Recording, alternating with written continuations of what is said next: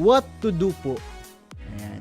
Hindi ko po alam kung dapat bang i-share to sa inyo, pero to be honest, hindi ko talaga alam kung bakit ang cold sa akin ng nanay ng jowa ko. Pag-ibig na naman to. Actually, almost 1 year pa lang naman kami ni Nico. Pero sa tuwing umuwi ako sa kanila, iba talaga ang feeling ko. Ano yung feeling niya? O baka lang nonchalant lang talaga ang personality ni tita.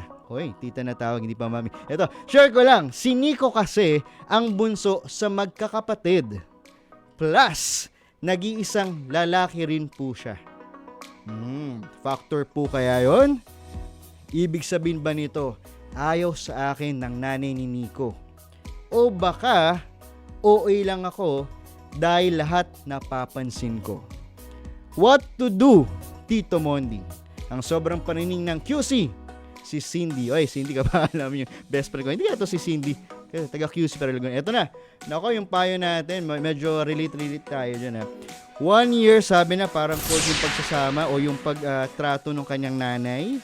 Siguro, ito, first lang, siguro i-rewind mo lang muna, flashback natin, throwback natin. Lahat nung naging ng first impression sa'yo ng nanay ng jowa mo. Nung una ba, nung nagpunta ka ba sa bahay nila, siya ba yung maasikaso na, Nico, o yung anak mo, yung boyfriend mo, inaasikaso niya? O binabati ba? O nginingitian na ba? Balikan mo yon para mas mayroon kang proof o resibo na, ay, nagbago na yung pakikitungo sa'yo, di ba?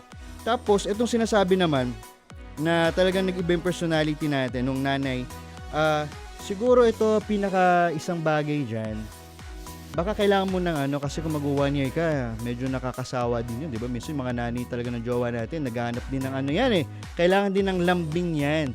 Siguro, mas maganda, medyo kung si jowa mo, medyo ligawan na rin na konti ng nanay, di ba? Ligawan para makuha yung amor. Ako madalas, shoutout sa ex ko sa Cavite. Madalas, ginagawa ko dyan, pag sa tingin ko parang mainit ulo ng nanay ng jowa ko di ba? Ginagawa ko, tinatanong ko kung anong gustong pasalubong nung nanay. Di ba? Kung gusto niya ng fast food, di natin binanggit kung gusto niya ng pizza, yung mga ganyan. Tinatanong ko kung anong pasalubong. Nag-dinner na ba si nanay? Actually, tago si mama. Ito, itawag mo pa nga, di ba, tita? So, ganun mo, daanin mo sa pagkain sa pasalubong. Kasi, iba kasi yung pag nagpunta ka sa bahay ng jowa mo tapos dumalaw ka, may dala ka. Kesa sa simpleng bati na, good evening po tita, good morning po tita, malaking bagay yung may dala ka. Kahit ako, minsan naalala ko na talagang sa tingin ko na-appreciate ng mga nanay. At alam ko makaka-relate yung mga may dyan, yung mga, di ba may mga nanay tayo ng jowa na talagang hindi humingiti, hindi palangiti. Dala mo na yung paborito, like yung sa nanay ng ex ko, dinilang ko ng balot Masaya na. Talagang hindi ako pinansin, pero nakita ko sa sala, masaya, na sumusubo ng balot.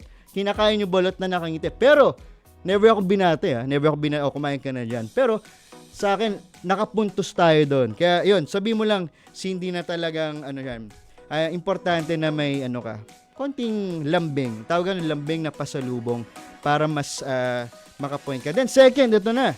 Minsan, bukod sa pasulubong, paano kung di ka naman lagi pumupunta doon? Hindi ka lagi dumadalaw. Isang effective dyan, Cindy, sabi mo sa boyfriend mo, nako, maniningil tayo. Ito, madalas, kinakamusta ko yung nanay ng jowa ko, di ba? Talagang sip-sip tayo, mga kapatid, mga tropa. Kumustahin mo lang, ma, kumusta? Ganun lang. Kung magre-reply, walang problema. At least, yung maano ka ng kumusta. Kasi, meron talaga ako, napatunayan ko na hindi kasi lahat ng jowa natin sweet sa nanay. Minsan tayo mga jowa, tayo yung magpaka-sweet para sa nanay nila. Para at least, hindi lang tayo ituring na jowa ng anak na, kundi parang anak-anak din. Like yung sa akin talaga, dahil kung nag-iisang lalaki lang, di ba? Parang iba rin yung talagang masyado silang protective sa kanilang anak. Pero kapag nakita nila, ay may mga gantong pasalubong tayo, may pangangamusta, simpleng text, simpleng chat, nako, malaking bagay yan. Hindi nyo kailangan magkwentuhan, hindi nyo kailangan maging chatmate, hindi nyo kailangan maging textmate. Kailangan mo lang mga musta. Diba? Tapos yun, dinner, kwentuhan, ganyan. Tapos hayaan mo na maganyan. So, ganun po siya, mga kapatid katruba. Subok po natin yan. Kung tatanungin ako, naghiwalay ba kayo? Yes, naghiwalay rin po kami. Pero hindi dahil sa nanay ng jowa ko. May mga bagay na kailangan lang talagang ayusin natin. Diba? So, ayan. Cindy, yan ang aking sa'yo. Walang cold, wag kang maparaning. talaga may mga pagbabago. It's either napagod lang sa pagluluto ang nanay ng jowa, may ganyan. So mga pakiramdaman mo lang, pero wag mong isipin yon. Hanggat ikaw ang kasama ng jowa mo, walang problema yon. Ibig sabihin, boto pa rin sa'yo ang magulang mo. Ay, ang magulang ng jowa mo. Ayan. So, okay ba yon? Ayan. So, sa tingin ko, lahat nag-chat na o nagte-text na at bumibili na ng mga pasulubong. Okay. I think pwede pa tayong bumunot ng isa pa, no? Isa pang note natin. Ito pa. Bunot pa tayo. Cindy, libre mo ako. Magpadala ka rin ng ano. Okay, chicharon. Ako, suki talaga. Hihabol ko yung chicharon. Iba talaga yung chicharon para sa mga nanay. Kahit putok-batok siya, effective siya. Tapos may masarap na suka mula sa paumbong. Ito na. Pangalawang. Shoutout natin. Tito Mondi. What to do po? Ayan. Naiinis talaga ako sa kondong inuupahan ko now. Oy, baka naman pwede makituloy dyan. Ito, ang problem ko kasi, ilang araw ko na kasing napapansin na may, tabi-tabi po sa mga kumakain ha, na may jebs sa tabi ng doorstep ng unit ko. Ay, nako, ang baho nito. Hindi ko alam kung bakit may kalat na gano'n sa inuupahan ko. Oh, hirap nga yun ha. Before naman, wala namang dumi sa area ko. At ang isa pang pinagtataka ko, wala rin naman akong naalalang may pet sa side ng floor ko. Hindi ko tuloy alam kung may nantitrip sa akin. What to do, Tito Mondi? Ang mabantot na kondo ng San Juan, si Roldan. Aba, nako. Very challenging yun. Hindi ka may multo. Ito, may P. O, di ba? May J sa tabi ng doorstep mo.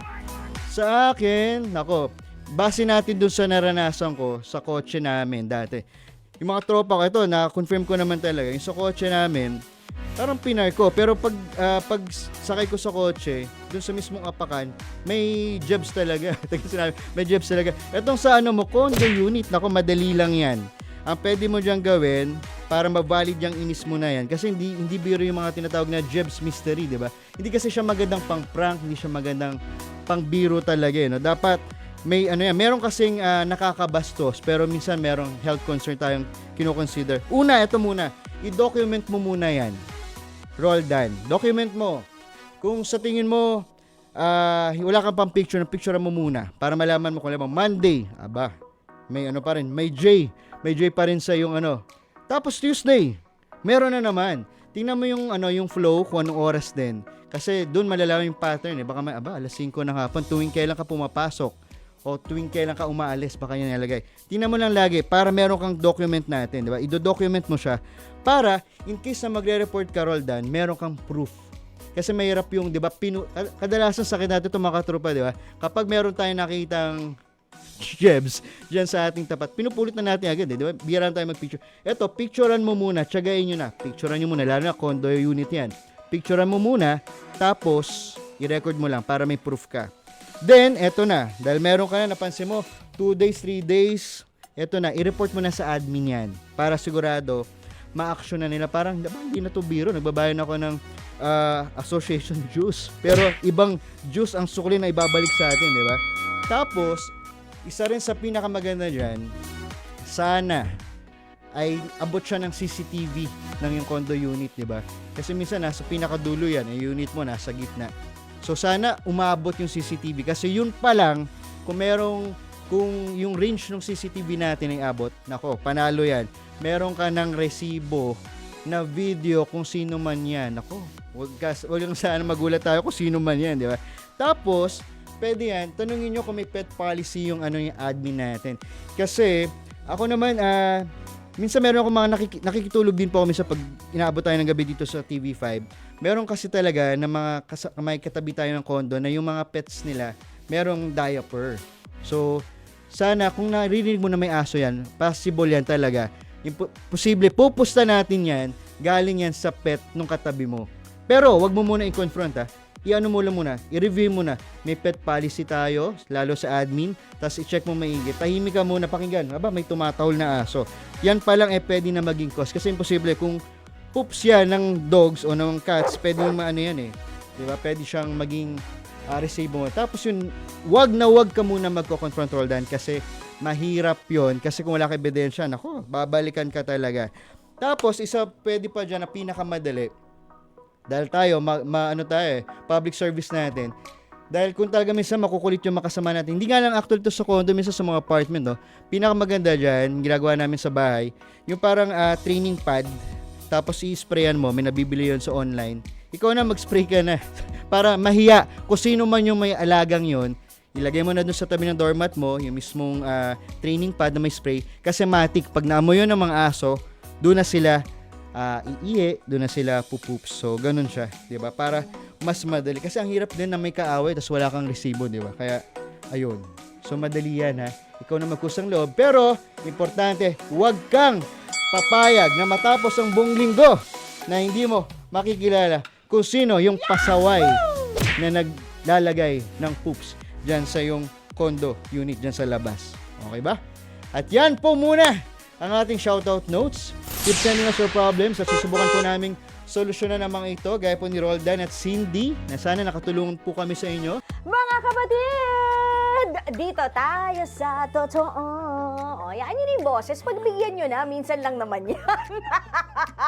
Siyempre, dito tayo sa True FM, hindi ba? Like, share, subscribe, follow ang ating mga social media accounts, ha?